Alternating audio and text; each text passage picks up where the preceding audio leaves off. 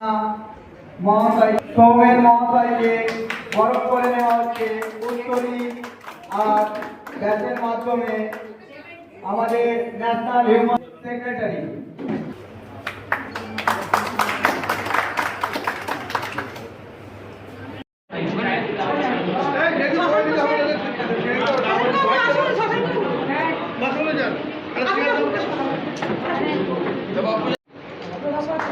প্রভাকর পণ্ডিত মহাশয়কে বরণ করে নিলেন কমিউনিটি অফ ইন্ডিয়ার জয়েন্ট সেক্রেটারি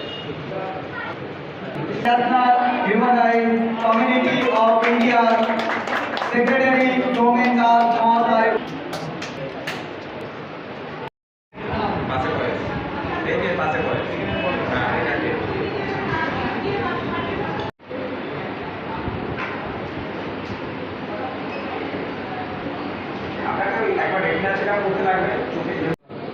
আজকে যেমন শিক্ষা স্বাস্থ্য শিবির এবং চক্ষু পরীক্ষা শিবির হচ্ছে, এর আগে আরও অনেক হয়েছে, অনেক সমাজ কল্যাণমূলক কাজের সঙ্গে এরা জড়িত এবং এরা স্বাস্থ্য শিক্ষা সচেতনতার অ্যাওয়ারনেস প্রোগ্রামও এর আগে আরম্ভ করেছে। মানবাধিকার দিবস সম্পর্কেও মানবাধিকার যে কতটা গুরুত্বপূর্ণ দায়িত্বপূর্ণ সে সম্পর্কেও এরা অনেক প্রোগ্রাম করে আমাদের সাধারণ মানুষের কাছে নিজেদের পরিচিতি প্রকাশ করতে পেরেছে। আমি প্রোগ্রাম করতে পারিনি এবছর, আমার গত বছর আমার একটি সেলিব্রেট অ্যাটেক হয়। এখানে উপস্থিত রয়েছে গ্রিনভিউ হসপিটাল, ওরা যথেষ্ট সহযোগিতায় আজকে আমি বেঁচে রয়েছি এবং তার জন্য আমি গ্রিনভিউ হসপিটালকে অসংখ্য ধন্যবাদ জানাই যে ওনাদের আন্তরিকভাবে প্রচেষ্টা এবং খুব ভালোভাবে আমার ট্রিটমেন্ট করে আমাকে ভালো করেছে। আর আজকে আমি এখানে দাঁড়িয়ে রয়েছি এবং আমার এখানে বেশ বন্ধুরা রয়েছেন, আমাদের অনেকেই স্পেশাল লোক রয়েছে, তারা আমাদের খুব পরিচিত, তো সকলকে আমি আমার ভালোবাসা জানাই। তবে আমার মনে হয় প্রায় 10 বছর পরে এই হিউম্যান রাইটসের এই প্রোগ্রাম করতে পেরে আমাদের খুব ভালো লাগছে যে আমাদের এই আন্দুল পূর্বপাড়া ছোড়াস এবং আমদা থেকে পর্যন্ত মানুষ এসছেন।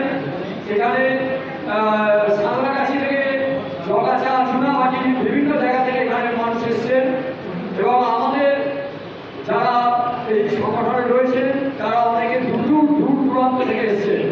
কেউ এসছেন নিশিরা থেকে, কেউ এসছেন কৃষ্ণনগর থেকে, এনারা সবাই এখানে উপস্থিত রয়েছেন। আমার খুব ভালো লাগছে না এনাদের দেখে।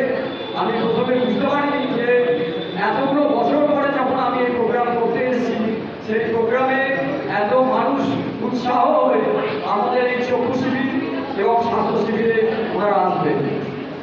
আমাকে বলবো যে আমাদের এই আজকে হেলথ চেক আপ এবং আই চেক আপ প্রোগ্রাম করছি, প্রায় 10 বছর পরে এখানে করছি। আমি সময় পাই না, আমি যেহেতু হিউম্যান রাইটসের একটা দায়িত্বে রয়েছি এই অর্গানাইজেশনে, তো আজকে এখানে আসতে পেরে আমারও খুব ভালো লাগছে। তো আমি বলবো যে সংক্ষিপ্ত কিছু একটুখানি প্রভাকর সঙ্গীকে বলবো একটুখানি এই সম্বন্ধে বক্তব্য রাখতে।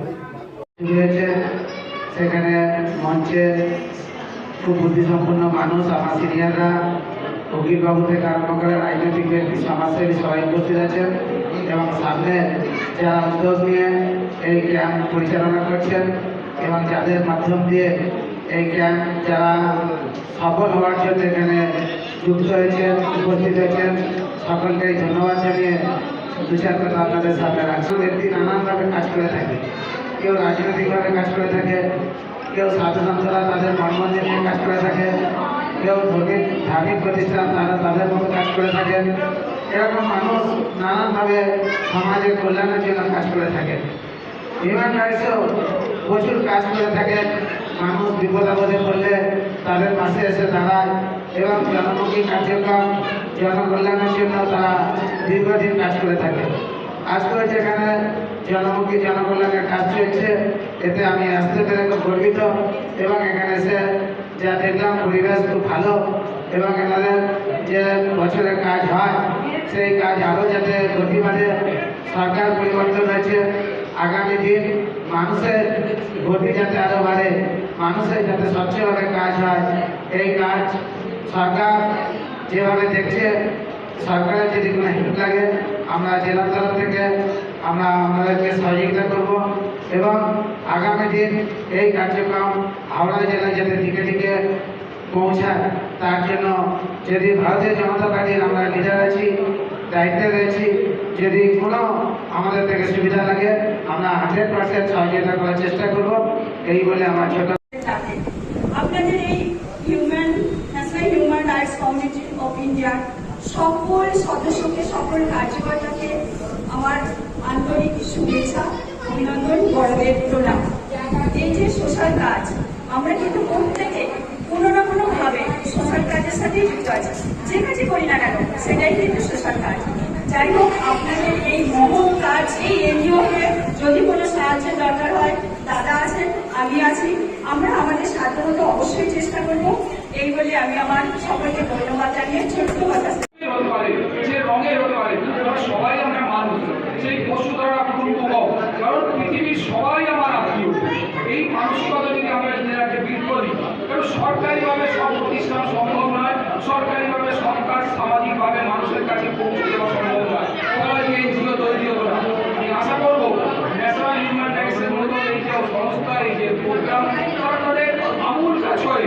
কারণ এতদিন পর্যন্ত পশ্চিমবঙ্গে শাসকের আইন ছিল, এই 14 মের পর থেকে আইনের শাসন প্রতিষ্ঠা হয়েছে।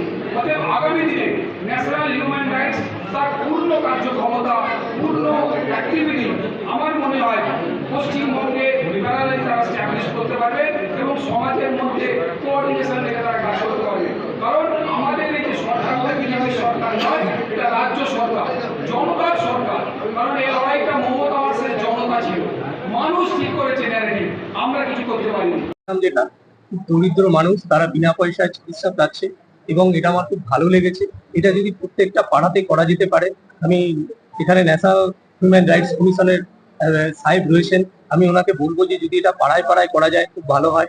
এই উদ্যোগটা নিলে অনেক গরিব মানুষ উপকৃত হবে, তা অনেকেই চিকিৎসা আসবে এবং বিনা পয়সায় তারা বিনামূল্যে চিকিৎসাটা পাবে। যদি চশমা দরকার হয়, উনি তো আগেও বলেছেন চশমা যদি দরকার হয় চশমা উনি বিনা পয়সায় কিছু লোককে করে দেবেন, যতটুকু সামর্থ্য অনুযায়ী করে দেবেন। আমি সরকারকে একবার বলবো যে এই যে এনজিও যারা রয়েছে, যারা এই কাজ করছে, তারা যেন এই যে অর্গানাইজেশন গুলোকে কোনো হেল্প করা হয় সরকারের তরফ থেকে, যাতে ওনারা আরো বৃহৎভাবে এই জায়গাগুলো অ্যাওয়ারনেস করে সমস্ত পাড়ায় পাড়ায়, মানে যেগুলো যারা এই শুশ্রূষা পাচ্ছে না, হঠাৎ করে ফার্স্ট এড যেগুলো এগুলো বলা হয়, তাই এগুলোকে দেয়া হয় যেন। এটাই আমার সরকারের কাছে বিনীত অনুরোধ। আমার নাম অমিতাভ দাস, অ্যাডভোকেট, হাওড়া।